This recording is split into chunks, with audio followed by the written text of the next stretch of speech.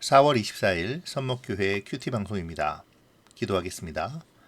고마우신 하나님, 오늘도 말씀을 허락하시어 말씀 앞에 서게 하시니 감사합니다. 주님의 말씀을 묵상함이 즐거움이 되게 하시고 말씀을 통해 주님과 교제함과 말씀으로 인도하시는 형통함을 누리게 하여 주시옵소서. 오늘도 말씀이 주시는 지혜와 명철이 충만하기를 소원하오며 예수님의 이름으로 기도합니다. 아멘. 오늘 묵상할 말씀 역대하 9장 13절로 31절입니다.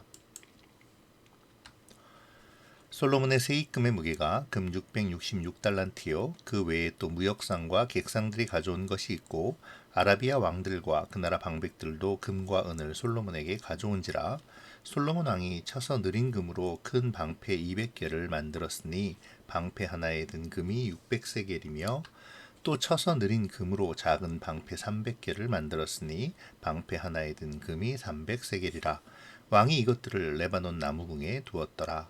왕이 또 상아로 큰 보좌를 만들고 순금으로 입혔으니 그 보좌에는 6층계와 금 발판이 있어 보좌와 이어졌고 앉는 자리 양쪽에는 팔걸이가 있고 팔걸이 곁에는 사자가 하나씩 섰으며 또 12사자가 있어 그 6층계 양쪽에 섰으니 어떤 나라에도 이같이 만든 것이 없었더라. 솔로몬 왕이 마시는 그릇은 다 금이요 레바논 나무궁의 그릇들도 다 순금이라. 솔로몬 시대에 은을 귀하게 여기지 아니함은 왕의 배들이 후람의 종들과 함께 다시스로 다니며 그 배들이 3년에 1차씩 다시스의 금과 은과 상아와 원숭이와 공작을 실어옴이더라.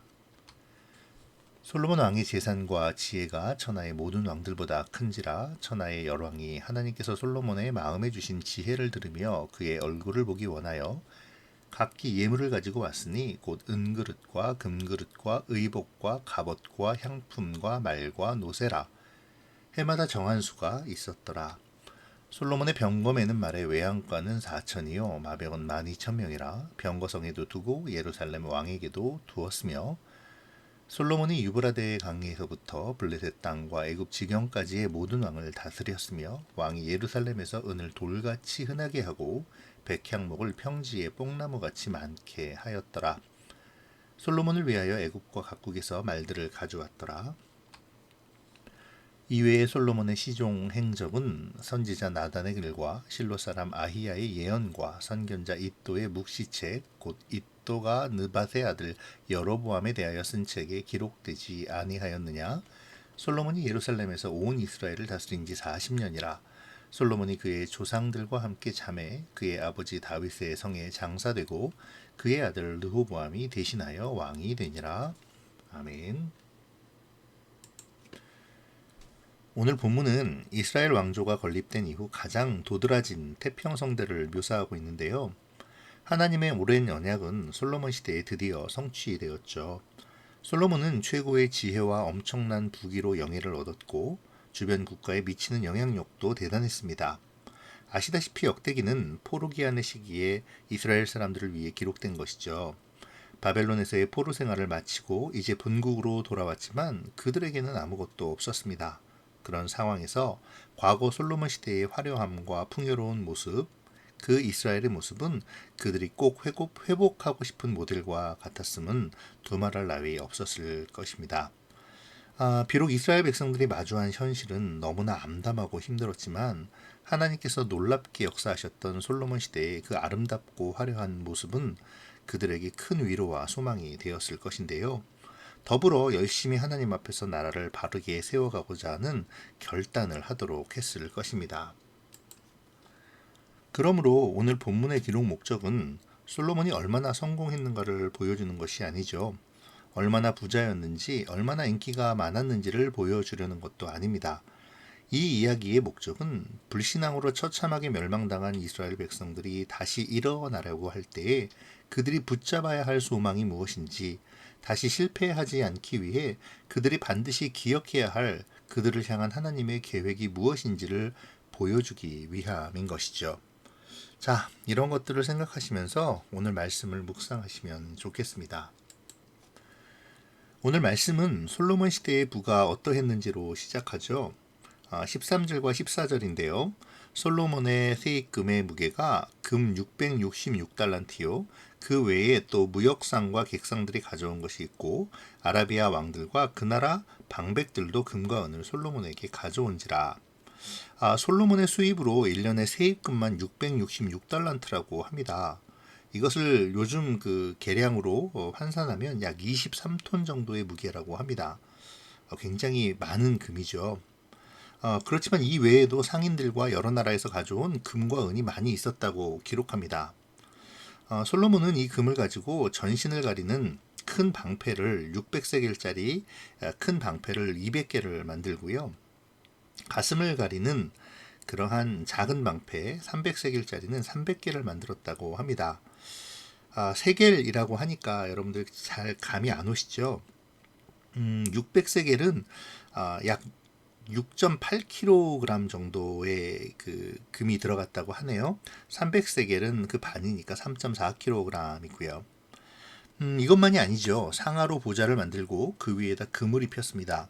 그리고 그 보좌의 양옆에 사자상을 만들어 세웠고 또 보좌 아래로 6개의 계단이 있었는데 그곳에도 양쪽으로 사자상이 모두 12개나 있었다고 하죠. 백수의 제왕이 사자이듯이 자신이 최고의 권좌에 앉아서 세상을 다스리는 존재라는 것을 사자로 표현한 것이죠. 22절과 23절은 그것을 확실하게 표현합니다. 솔로몬 왕의 재산과 지혜가 천하의 모든 왕보다 큰지라 천하의 열왕이 하나님께서 솔로몬의 마음에 주신 지혜를 들으며 그 얼굴을 보기 원하며 라고 기록하고 있죠. 세상의 모든 왕이 솔로몬의 얼굴을 보기 원했다는 말은 솔로몬의 위세가 얼마나 대단했는지를 보여주는 것이죠. 어제 묵상한 말씀에서도 예루살렘으로부터 약 2000km나 떨어진 스바의 여왕이 솔로몬을 만나기 위해 먼 거리를 마다하지 않고 왔음을 우리는 보았습니다. 그런데 여기서 주목할 것이 있죠. 역대 기자는 이러한 솔로몬의 위세가 솔로몬의 것이 아님을 은연중 말하고 있는데요. 열왕이 솔로몬의 얼굴을 보기 원하는 이유가 하나님께서 솔로몬에게 주신 지혜를 듣기 위해서라고 표현하고 있는 것입니다. 솔로몬이 하나님의 번영과 영광이 자신을 통해 나타날 때에 착각해서는 안 되는 점이 있다는 것이죠. 슬픈 예감은 틀리지 않는다라는 말이 있습니다. 이어지는 솔로몬의 번영은 솔로몬으로 하여금 조금씩 하나님의 뜻과는 달라지는 모습을 보이게 하는데요. 25절을 보죠. 솔로몬의 병거매는 말의 외양간은 4천이요 마병은 12,000명이라 병거성에도 두고 예루살렘 왕에게도 두었으며 솔로몬에게는 외양간이 4,000개나 있었다고 합니다. 만약 그곳에서 말을 한 마리씩만 길렀다면 4,000마리고 2마리씩 기르면 8,000마리 3마리씩 길렀다면 12,000마리가 되겠죠. 이 구절은 솔로몬의 이스라엘의 나라가 얼마나 강한 군사력을 지니고 있었는가 라는 그러한 것을 보여주는 것도 되지만 한편으로는 솔로몬이 하나님의 말씀을 마음에 새기지 않았다는 것을 의미하기도 합니다. 신명기에 보면 하나님께서 이스라엘 왕이 세워지면 그 왕이 하지 말아야 할 몇 가지를 말씀하셨는데요. 그 중에 한 가지가 바로 병마를 많이 두지 말라는 것이죠. 그리고 병마를 많이 얻으려고 애굽으로 돌아가게 하지 말라라는 말씀입니다. 하나님께서는 왕으로 하여금 말을 많이 두지 못하게 하셨습니다. 그 이유는 이스라엘이라는 나라가 군사력이나 경제력으로 살아가는 나라가 아니라 하나님의 도우심과 하나님의 역사하심으로 생존해가는 나라였기 때문이죠. 이스라엘이 군사력이 부족해서 이웃나라로부터 공경을 당한 적은 없습니다. 그들은 언제나 하나님과의 관계가 깨어지고 난 후에 그런 일을 겪었죠. 하나님께서 이스라엘 백성을 일깨우시기 위해서 사용하셨던 도구가 주변의 나라들이었던 것입니다. 그런데 솔로몬은 눈에 보이지 아니하는 하나님보다 눈에 보이는 경제력과 군사력을 더 신뢰하고 있는 것 같이 보입니다. 1장에서도 지적한 말씀이지만 심지어 하나님께서 애굽으로 가서 말을 가져오지 말라고 구체적으로 아까 말씀드린 신명기에서 말씀하셨음에도 불구하고 그는 애굽산 말을 가져오는 것을 서슴지 않았죠.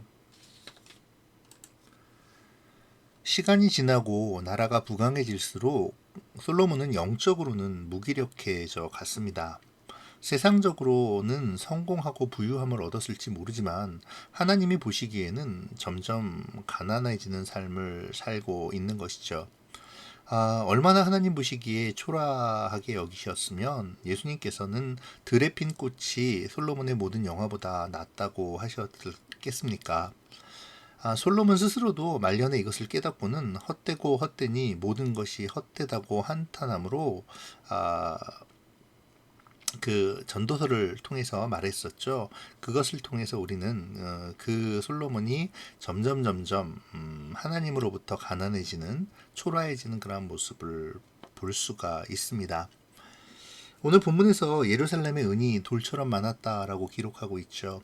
고급 건축자재인 백향목도 길거리에서 흔히 볼 수 있는 뽕나무처럼 많다고 기록하고 있습니다. 그런데 이러한 부와 권세가 모두 헛된 것이라고 솔로몬은 고백한 것이죠. 왜 헛된 것일까요? 오늘 본문에서 역대 기자는 이 모든 것이 다 하나님이 주신 것임을 천명하죠. 회복된 이스라엘 공동체에게 옛 솔로몬의 영화를 회복시켜 주실 그러한 소망을 말합니다. 그런데 그 소망은 모든 것이 하나님께서 주신 것임을 인정할 때, 그리고 교만하지 않을 때 가능한 것이죠.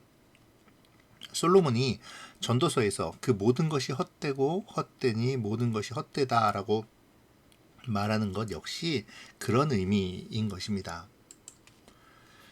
이제 29절부터 31절까지는 솔로몬의 죽음에 관한 기록인데요. 천하를 호령하던 솔로몬도 죽습니다. 이것은 하나님께서 정하신 진리죠. 솔로몬은 참 많은 것을 남겼습니다. 성전도 남기고 웅장한 왕궁도 남겼죠. 그러나 그는 더 많은 것을 남기기 위해 하나님을 향한 초심을 잃어버렸고 그로 말미암아 나라는 둘로 갈라지고 말죠. 우리는 솔로몬을 통해 많은 것을 남기는 것보다 바른 것을 남기는 것이 훨씬 더 중요하다는 것을 배워야 합니다. 혹시 많은 것을 가지고 많은 것을 누렸던 솔로몬이 부러우십니까? 잘 돌아보면 하나님께서는 우리에게도 많은 것을 주셨음을 알게 될 것입니다. 다만 우리의 탐욕으로 더 많은 것을 원하노라 그것을 바라보지 못할 뿐이죠. 우리가 지금 무엇을 갖고 있든지 또 무엇을 성취하였든지 간에 그것이 우리로 하여금 하나님께 가까이 나아가게 하지 않는다면 지금 우리가 누리고 있는 것은 하나님과의 관계를 깨는 그러한 화근이 되어 버릴 뿐입니다. 지금 내가 갖고 있는 것, 하고 있는 것이 무엇이든 간에 비록 세상 사람들이 보기에는 초라하게 보일지 모르지만 우리가 하나님과 올바른 교제를 나누고 있다면 그것은 솔로몬과 같은 번영과 영광을 가져오게 되겠죠. 그러나 내가 얼마나 많은 부유함을 갖고 있든 무엇을 누리든지 간에 그것이 하나님을 바라보지 못하게 하고 나의 욕심만을 채우는 것이라면 그 무언가가 아무리 나를 높여주고 나에게 막대한 이익을 준다 할지라도 결국은 헛되고 헛되니 모든 것이 헛된 것이 되어 버릴 것입니다. 하나님께서는 우리와 교제를 나누고 싶어 하시죠. 너의 필요한 것을 나에게 말하렴. 내가 너의 필요한 것을 줄게. 내가 너를 관찰하고 너에게 관심을 갖는 것처럼 너도 나에게 관심을 갖고 나를 사랑하며 나의 말과 뜻을 지키렴. 그러면 내가 너에게 준 것과 주고 싶은 것을 알게 될 거야. 라고 말씀하시는 주님의 음성을 우리가 들을 수 있었으면 좋겠습니다.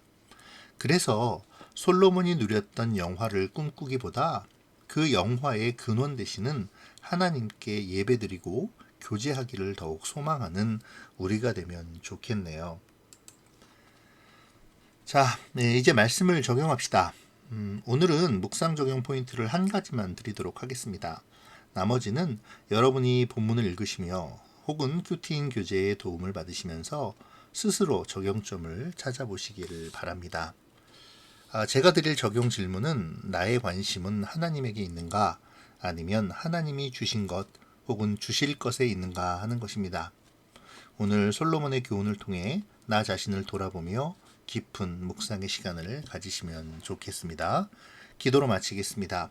고마우신 하나님, 오늘 솔로몬의 부와 권세에 대한 말씀을 보았습니다.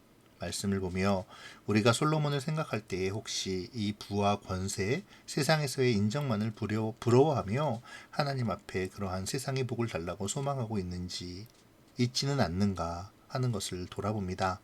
사랑의 주님, 우리가 진정으로 소망해야 할 것이 무엇인가를 다시금 깨닫는 오늘이 되어지게 하여 주시옵소서. 역대 기자의 단 한 구절, 지나치기 쉬운 외침이었지만 그 구절을 통해 솔로몬의 영화가 누구로부터 비롯되었는지, 그리고 지혜와 권세가 누구로부터 왔는지를 우리로 기억하게 하시어서 우리의 소망이 하나님이 주실 것이 아니라 하나님 자체에 있음을 깨닫게 하여 주시옵소서. 우리가 갈망하는 것이 세상의 욕심이 아니라 하나님과의 깊은 교제여야 함을 깨닫게 하시고, 그 교제의 시간인 말씀의 묵상과 기도, 그리고 무엇보다 예배를 소중히 여기는 우리가 되도록 인도하여 주시옵소서. 감사를 드리며 예수님의 이름으로 기도합니다. 아멘.